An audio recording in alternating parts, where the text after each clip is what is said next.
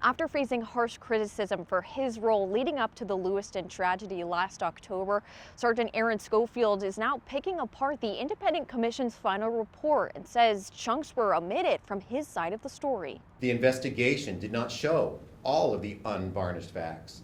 They only displayed what they wanted to. Sagadahoc County Sgt. Aaron Skolfield throwing criticism back at those who criticized his actions and inaction when it came to Robert Card. Sergeant Skolfield in particular could have and should have done more. Just weeks after Governor Janet Mills shared her disapproval of his handling of concerns from those who knew Robert Card about his mental decline and his access to guns. The commission's report said Skolfield wrongly left it up to Card's family to take his guns away from him months before the shootings. Please take note of what is missing from the timeline, which paints a very different picture from what was portrayed to you. Showing records of past phone calls, Skolfield says the concerns expressed to him about Card were downplayed by leaders of the U.S. Army Reserve.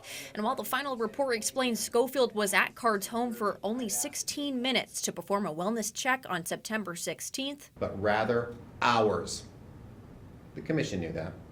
The governor and the commission lied to you.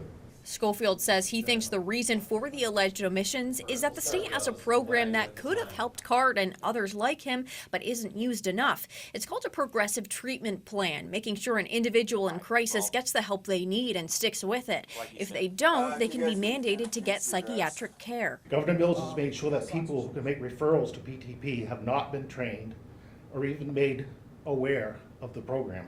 Bob Staples, who lost his son Brett after he was hit by a train, says his son was suffering a mental breakdown and that if his family knew about PTP, he might have been saved. Since Brett's death, I've talked to about 70 people in the medical and law enforcement fields. Only one had vaguely heard of the program. Staples, with support of Skolfield, now intends to form a nonprofit in the coming weeks to advocate and educate caregivers and law enforcement about PTP. Had I been trained on the progressive treatment program, maybe I or a number of others could have helped the process get started to get Card the help he needed. Former Senator John Nutting, who was present at Tuesday's news conference, says he hopes to work with folks to bring forth a bill in the upcoming legislative session that would further expand the PTP program. In Augusta, Caroline LaCour, News Center, Maine.